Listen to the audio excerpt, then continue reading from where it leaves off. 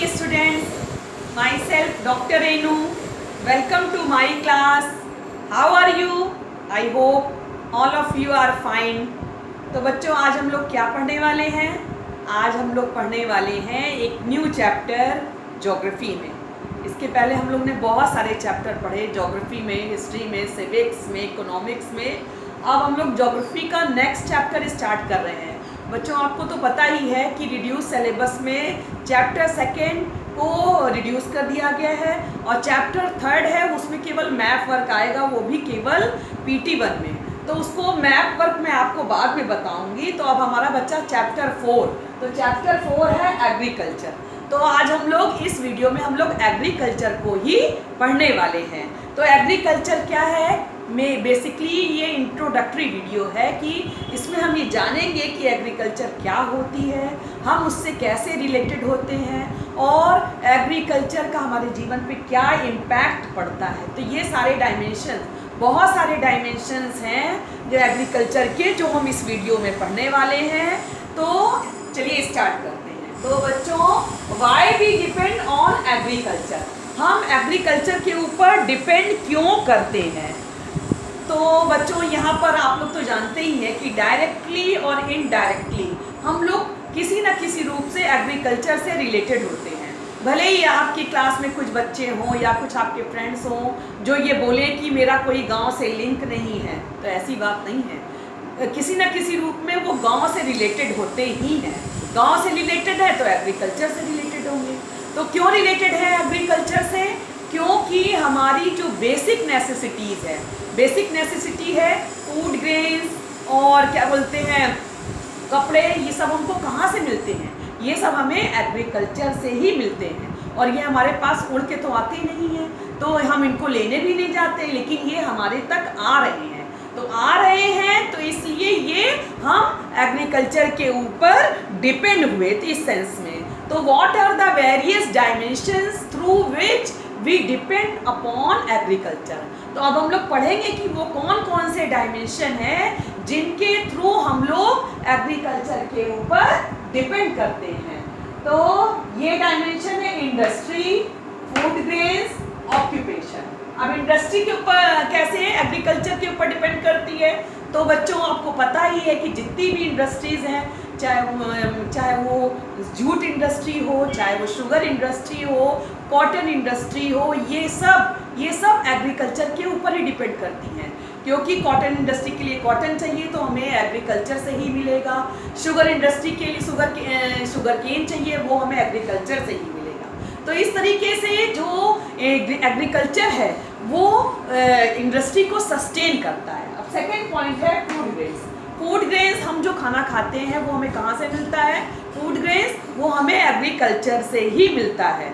और ये सबकी बेसिक नेसेसिटी है, ये सब इसकी सबको ज़रूरत होती है। तो इस तरीके से हम लोग फूड ग्रेन्स के लिए भी एग्रीकल्चर के ऊपर डिपेंड होते हैं। नेक्स्ट है ऑक्यूपेशन। ऑक्यूपेशन मीन्स व्यवसाय। हम लोग क्या व्यवसाय करते हैं, ये व्यवसाय भी हमारा एग्रीकल्चर के ऊपर डिपेंड करता है। बच्चों शायद आपको पता ना हो, हमारे देश की, हमारी कंट्री इंडिया की 55% पॉपुलेशन जो है वो एग्रीकल्चर के ऊपर डिपेंड करती है। इट मीन्स कि 55% लोग हमारे देश के खेती के काम से जुड़े हुए हैं, खेती से रिलेटेड है और उन सब की आजीविका का स्रोत एग्रीकल्चर है। तो इस तरीके से हम लोगों ने देखा कि इनकी कौन कौन से ये डायमेंशन हैं जो कि जिनके थ्रू हम लोग एग्रीकल्चर के ऊपर डिपेंड करते हैं। अब हमारा नेक्स्ट टॉपिक है type of farming. Types of farming, types of farming. अब हम लोग इस चैप्टर में अब हम लोग आगे क्या पढ़ने वाले हैं? We are going to study this topic in this chapter. तो हम लोग ने ये समझ लिया ये डायमेंशन है जिनके थ्रू हम लोग एग्रीकल्चर के ऊपर डिपेंड करते हैं। अब और कौन कौन से टॉपिक हैं जो हम लोग इस चैप्टर में पढ़ेंगे? फर्स्ट है टाइप्स ऑफ फार्मिंग, मतलब कि खेती के प्रकार, कितने तरीके की खेती की जाती है। Primitive subsistence farming, intensive subsistence farming, commercial subsistence farming, ये 3 टाइप्स ऑफ फार्मिंग है। अभी हम लोग आगे चल के इसको पढ़ेंगे। क्रॉपिंग पैटर्न, खेती का जो पैटर्न है वो कैसा है। हमारे देश में 3 टाइप्स की क्रॉप्स होती हैं, खारिफ, रबी एंड जायद। एंड थर्ड है मेजर क्रॉप्स। और हमारे देश में कौन कौन सी मुख्य फसलें उगाई जाती हैं, वीट, राइस, पीस, ये सारी फसलें, पल्सेस। अब थर्ड है टेक्नोलॉजिकल एंड इंस्टीट्यूशनल रिफॉर्म्स।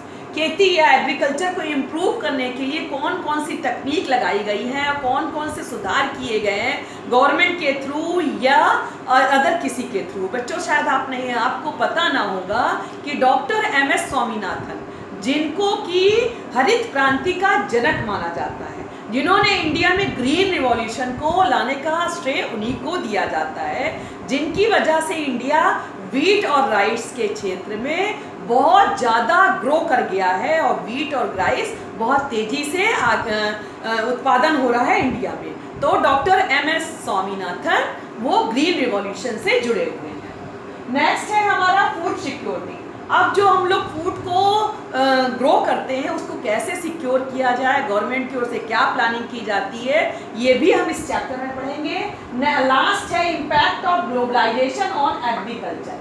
अब वैश्वीकरण का हमारे एग्रीकल्चर पर क्या प्रभाव पड़ा, इसको भी हम लोग आगे इस चैप्टर में पढ़ेंगे। तो अब चलिए स्टार्ट करते हैं। टाइप्स ऑफ फार्मिंग, फार्मिंग के प्रकार। तो फार्मिंग के कौन कौन से प्रकार मैंने पहले आपको बता दिया था। 3 types of farming, primitive subsistence farming, intensive subsistence farming and commercial subsistence farming. तो अब हम लोग का फर्स्ट है primitive subsistence farming. Primitive subsistence farming means यहाँ पे प्रिमिटिव वर्ड आया है। प्रिमिटिव का मतलब होता है पुराना, प्रिमिटिव का मतलब होता है ओल्ड या पुराना। तो इसके लिए हम लोग क्या करते हैं कि सब्सिस्टेंस का मतलब होता है कि जिंदा रखने के लिए, अपने जीवन को चलाए रखने के लिए। तो पुराने समय में अपने जीवन को चलाए रखने के लिए, जीवन को बचाए रखने के लिए जो खेती की जाती थी वो कहलाती थी primitive subsistence farming. Primitive subsistence farming. तो अब इसमें हम कौन सी मेथड्स का यूज करते हैं, प्रिमिटिव मेथड्स का यूज करते हैं।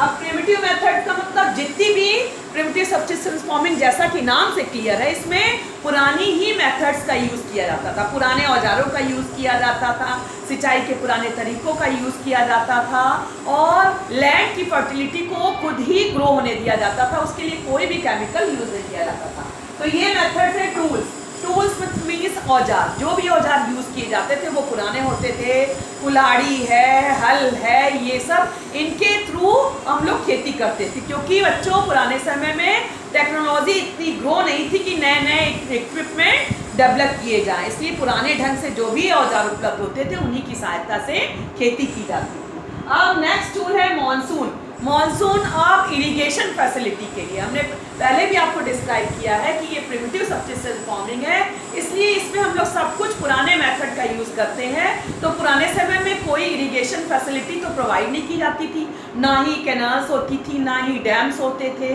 तो इसलिए पुराने समय में लोग इरिगेशन के लिए मॉनसून के ऊपर डिपेंड रहते थे। तो इस फार्मिंग में भी मॉनसून के ऊपर डिपेंडेंसी होती है। नेक्स्ट है natural fertility. Natural fertility means कि जो लैंड की फर्टिलिटी होती है उसको बढ़ाने के लिए कोई भी केमिकल या इंसेक्टिसाइड या पेस्टिसाइड का यूज नहीं किया जाता था, बल्कि प्राकृतिक तरीके से लैंड की फर्टिलिटी को बढ़ाया जाता था। अब ये जो अब ये बच्चों, ये आश्चर्य होगा आपको जान के कि अब तो ये प्रिमिटिव सब्सिस्टेंस फार्मिंग बहुत कम लोग यूज़ करते हैं, कोई यूज़ नहीं करता, क्योंकि इससे प्रॉफिट कम होता है और लागत ज़्यादा आती है। तो इसलिए अब लोग इसका यूज़ मेनली कहाँ पर होता है, इसका यूज़ मेनली ट्राइबल कम्युनिटी करती है फॉरेस्ट एरिया में। तो ट्राइबल कम्युनिटी फॉरेस्ट एरिया में किस तरीके से करती है वो मैं आपको समझाती हूँ। इसके लिए 4 स्टेप्स लिए जाते हैं। फर्स्ट स्टेप्स में मान लीजिए कि लैंड का एक टुकड़ा है, वहां पर ट्री लगाए गए, फिर यहाँ पर 10 या 15 ईयर्स यहाँ पर कल्टीवेशन किया गया, फिर कल्टीवेशन करने के बाद लगातार करते रहते हैं, उसमें कोई केमिकल तो डाला नहीं जाता है, जिससे लैंड की फर्टिलिटी खत्म हो जाती है। तो क्या करते हैं, इन पेड़ों को क्या करते हैं, जला देते हैं, इन पेड़ों को काट देते हैं। उसके बाद थर्ड स्टेप में क्या करते हैं, इन पेड़ों को जो काटे हुए हैं इनको फायर जला देते हैं। और फोर्थ स्टेप में क्या करते हैं, ये जो पेड़ को जलाया जाता है उनकी राख के साथ बीजों को डाल दिया जाता है, बीजों को डाल दिया जाता है और वो नेचुरल तरीके से ग्रो करते हैं। तो इस तरीके से हम लोगों ने देखा कि इसको ये किस तरीके से जो ट्राइबल कम्युनिटी है इसका यूज करती थी। इसको स्लैश एंड बर्न,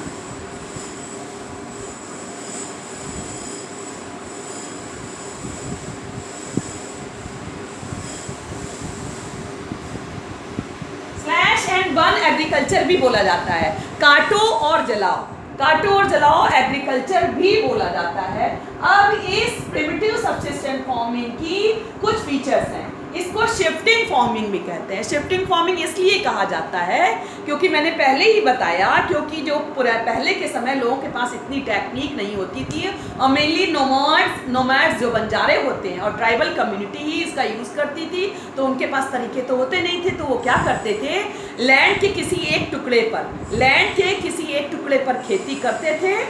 समझ लीजिए ये लैंड है, ये छोटे छोटे टुकड़े होते थे और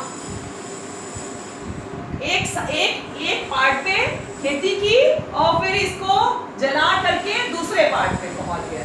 तो जब 10-15 साल वहाँ कल्टीवेशन कर लेते थे और केमिकल नहीं डालने के कारण फर्टिलिटी खत्म हो जाती थी, तो उसको छोड़ करके दूसरे भाग पे पहुंच जाते थे, वहाँ खेती करते थे।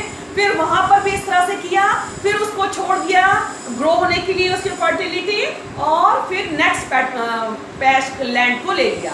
तो आपको तो पता है बच्चों की, अगर किसी लैंड को ज़्यादा कुछ समय के लिए ऐसे ही खुला छोड़ दिया जाए, उसमें खेती ना किया जाए, तो वो अपने आप उसकी फर्टिलिटी या उर्वरक क्षमता वापस आ जाती है। तो इसलिए इसको शिफ्टिंग कल्टीवेशन भी कहते हैं या शिफ्टिंग फार्मिंग भी कहा जाता है।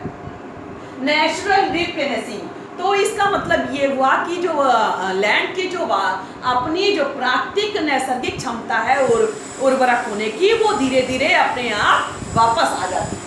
नॉन वेरियस नेम, और इसके साथ ही साथ ये जो शिफ्टिंग कल्टीवेशन है, ये अलग अलग जगहों पर अलग अलग नामों से जानी जाती है। जैसे इंडिया के जो नॉर्दर्न स्टेट्स हैं जितने भी, वहाँ पर ये झूमिंग कल्टीवेशन के नाम से जानी जाती है। पूरे वर्ल्ड में और भी बहुत से नामों से जानी जाती है।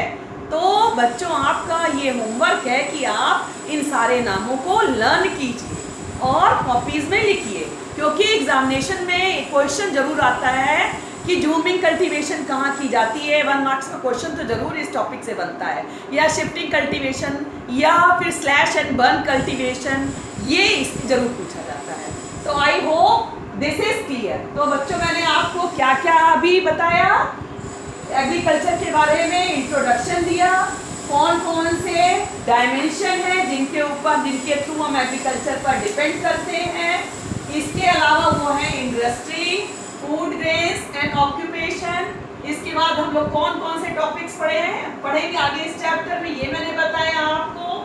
और इसके बाद टाइप्स ऑफ फार्मिंग बताया, 3 types of farming, primitive, intensive and commercial. फिर नेक्स्ट मैंने पढ़ाया प्रिमिटिव सब्सिस्टेंट फार्मिंग। प्रिमिटिव मीन्स होता है पुराना, ओल्ड मेथड, और उसमें कौन कौन से टूल्स यूज किए जाते हैं। इसको शिफ्टिंग कल्टीवेशन भी कहते हैं, स्लैश एंड बर्न भी कहते हैं, और भी बहुत अलग अलग नामों से जानी जाती है ये कल्टीवेशन। तो बच्चों, आई होप आपको यहाँ तक पूरा क्लियर हो गया होगा।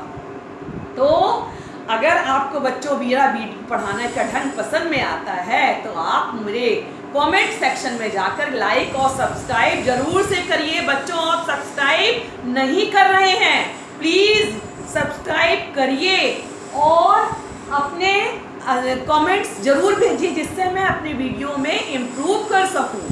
तो बच्चों, मिलते हैं नेक्स्ट वीडियो में न्यू टॉपिक के साथ। Thank you.